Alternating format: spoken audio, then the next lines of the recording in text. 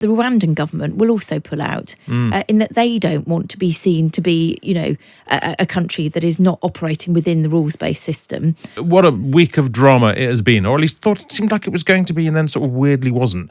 Is Rishi Sunak in a stronger or weaker position this weekend than he was last weekend? We always have these weeks. It's always like, tumultuous at the beginning and then it's dead flat calm by the end of the week, just as the Sunday Times comes out. So makes our week harder for us. Is he stronger or weaker? I mean, it all went off over Rwanda with a bit of a damp squib. The rebels kind of led everybody a merry dance, and we all walked to the top of a hill and with suggestions that they were going to rebel and they were going to vote against the legislation, whilst also talking about amendments, which didn't really make sense because if they'd voted down the bills, there wouldn't have been any amendments. And then we saw actually the government saw the bill pass with quite a comfortable majority. So I think he's stronger in one sense, which is that I think the rebels very much kind of over-talked their game and talked up their game too much and basically now look quite weak in terms of what they're going to do. This was seemingly the moment that they thought they could have potentially the most impact. They didn't. But do I think that there's still going to be fireworks ahead? Absolutely.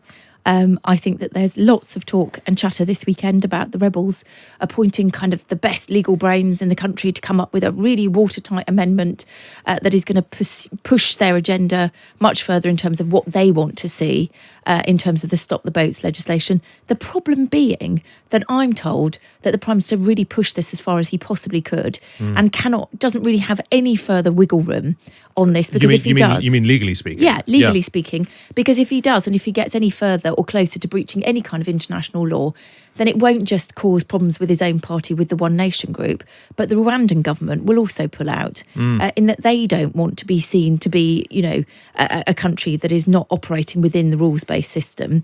They take a lot of store from that because they've got other contracts with other countries doing similar things.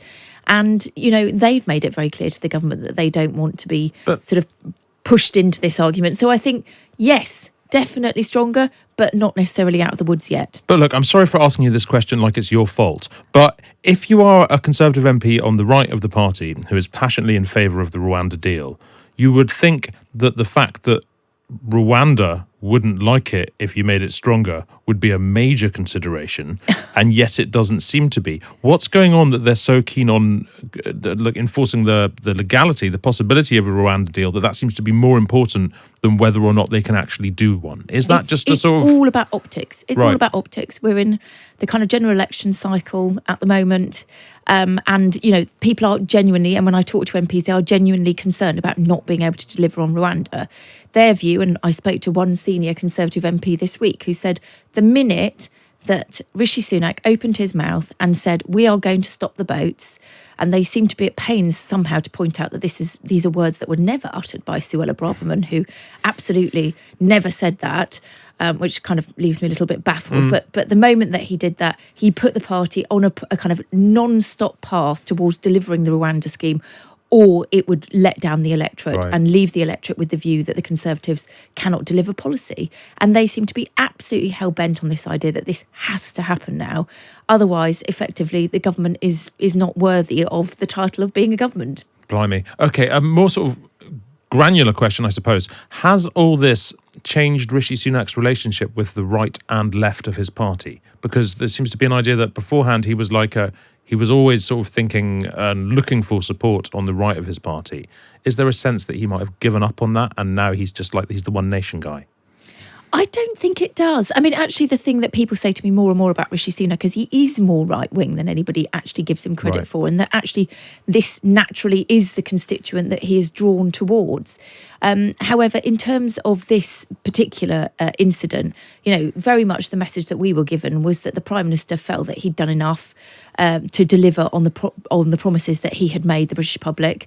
And effectively, he went and stuck it to both sides, effectively, and said, suck it and see, and let's see what you do. And after all the posturing, after all the shouting, all the screaming, all of the threats about what was to come, actually what happened was nothing. Yeah, indeed. There's also probably another by-election looming after the travails of Scott Benton. This is all getting a bit Groundhog Day, isn't it? Another Christmas present for the Prime Minister. Yep, he loves a by-election. Where are we on that? Is it a nailed on dead cert there'll be a by-election, or just are we still at the probably stage? We're at the probably stage. We still have to see. We've got to the point where he's been suspended for the period of time which effectively leads to the recall petition being triggered. And that recall petition will take, I think it's 6 to 8 weeks. I need to check that. But that's when his constituents are basically given the opportunity to say whether they would like an option to oust him or not. And then we get into a by-election. So we won't know for another couple of weeks. But it could be a nasty start to the new year for the Prime Minister, who does not have a great record on by-election results at the moment, to put it mildly. Right. Okay. Economic data last week was bleak. We had what was it, down by 0.3 down, thereabouts. Does the fact that things are going in that direction and not the other direction, or at least that blip even, does that change calculus of the election date, do you think? Because, there's been a lot of talk lately about a May election, possibility of a May election. But if the economy if we're in like actual recession by then, that would be bold. There's no way. I mean, the economy will be intrinsically linked to when there is an election. I've heard a recording of Jeremy Hunt, the Chancellor, linking it to inflation. That the date of the election would be linked very much to when inflation hit sort of lower estimates. So I think they're very conscious about tying the economy and the election together. And I think there's no way that they will call an election if we were in recession, for example. There's also been lots of speculation about it being later because we'd need more time for things like the tax cuts that we expect to come in the budget to sort of filter through to people, so that it's not just one pay packet, for example, that they get with the additional funds in it. So I think, yes, there's more people talking about an October election now, but it goes in swings and roundabouts. There's plenty of reasons why you could understand why some people would still say that a May election would be preferable, one of which, of course, being that they don't want to see all the small boats crossings over the summer. Yeah. But there's also reasons why you would want an October election, such as, for example, having another conference season when they raise millions of pounds in funding which will plug their war chests. So there's really as many reasons why you would call an October election as why you wouldn't, and similarly for May. So I don't think there's really any definitive answers as to when it will happen. I think only the Prime Minister knows it. But the thing that I hear more and more is if things are not going right for the Prime Minister in any way, and if you look at the kind of things that could trip him up next year, there's quite a number of them. I think the kind of smart money is the fact that he will go as long as he possibly can, in the hope that something turns his fortunes around.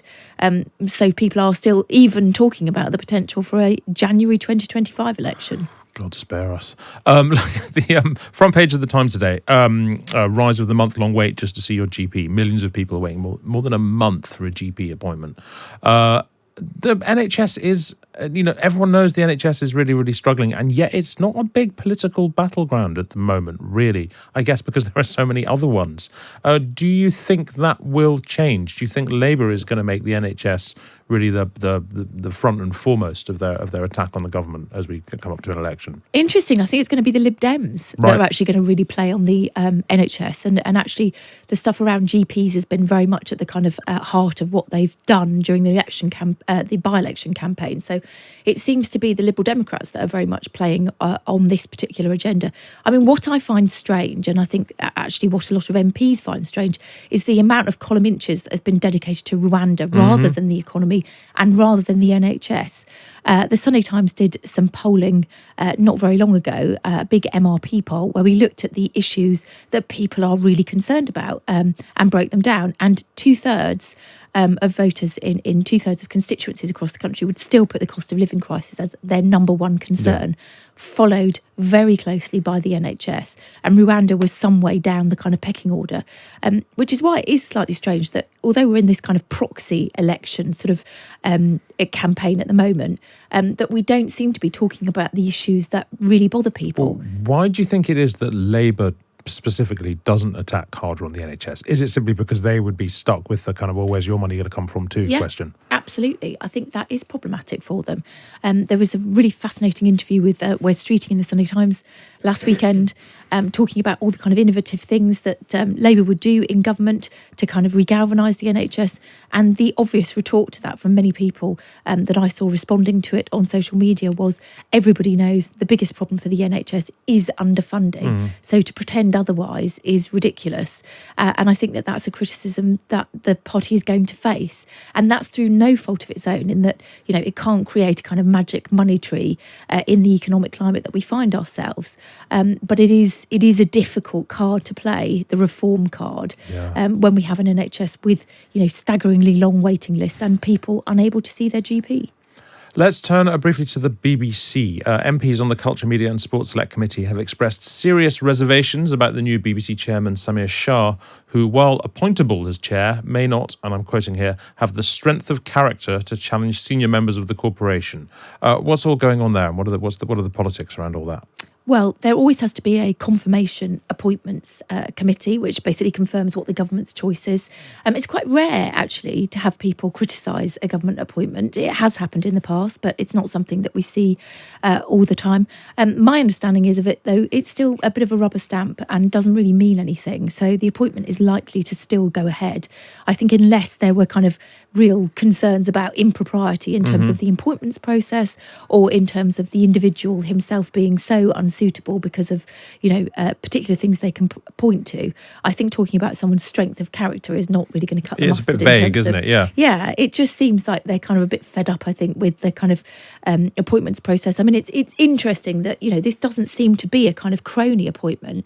This isn't somebody that's massively political. It's not somebody that's given vast quantities of money to the Conservative Party, for example.